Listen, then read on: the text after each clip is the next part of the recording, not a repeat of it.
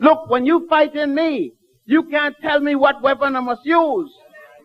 You can't tell me the way in which to say you're a no-good bastard. There is no good way to say it. Thomas Jefferson said it very good, didn't he? Be it resolved that all men are created equally. And that mother's bastard didn't believe in a word that he was saying. Our Black Empowerment Holy Days are in full swing. A little over a week ago, one of the titans of Black thought leadership, Dr. Chancellor Williams' birthday was observed on the 22nd. And today is the birthday of one of the elite, Dr. Yosef Ben-Jochannan. In fact, it was Dr. Ben who inspired me to start doing these annual tributes. And yes, to be so bold as to call it Dr. Ben-Jochannan Day, and Dr. John Henrik Clarke Day, and Dr. Francis Cress Welsing Day, and Dr. King Day, the real one. Ironically, next month, January 15th, is also going to be the date that the federal holiday happens to fall on. But around here, we don't ask anyone's permission to recognize our heroes and sheroes. As Dr. Ben said, don't ask for a day, you take a day. Every other group does that. They don't care what day the calendar says. That doesn't make it precious to them, and they don't care if the government, the media, or anyone else doesn't recognize a day that's vital to them. They recognize it themselves. That's called self-determination. That's called thinking and acting for yourself. You see, some people may take exception to the excerpt that I chose to use, or as Dr. Ben once said, I knew that one would hit a little note. Others may feel some kind of way about my introducing this 2023 tribute to Dr. Ben with that quote in particular, and especially to do it on a Sunday. Well, in my book, Dr. Ben's speaking pure gospel.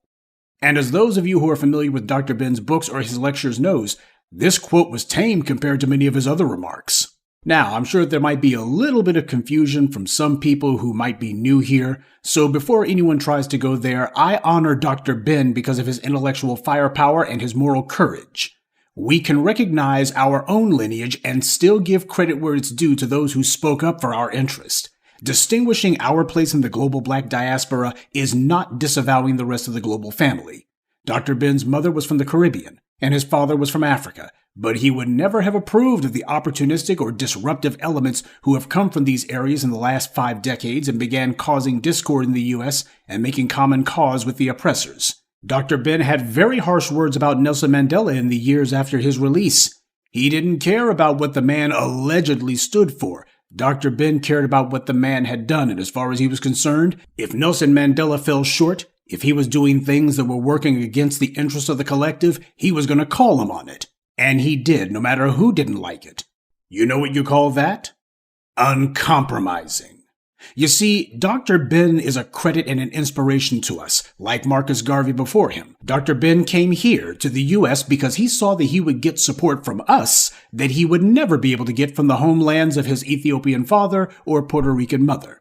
Dr. Ben called himself an African, and that's definitely appropriate because he roared that truth like a lion.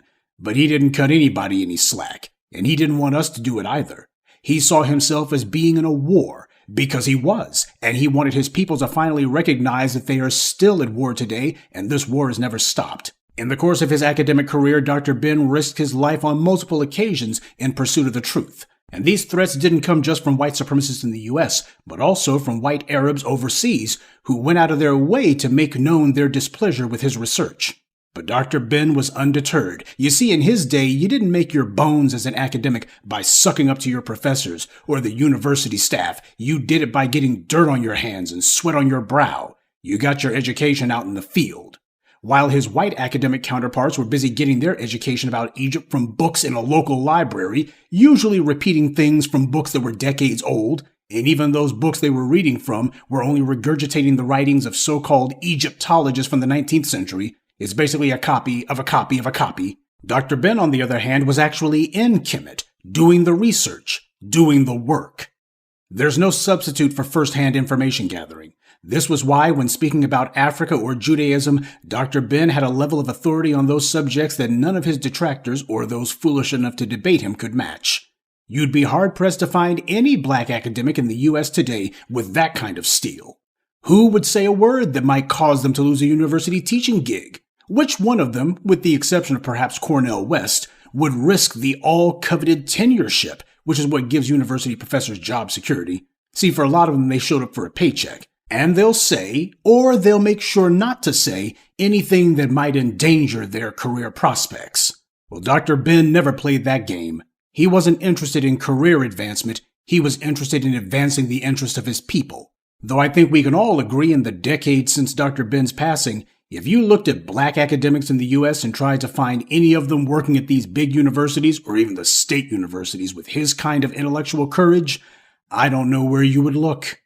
You want to know why I do what I do? It's because I was so impressed with the work that people like Dr. Ben did. Those of you who have followed me from the beginning, you know that when I first started posting videos, it was about ancient Kemet.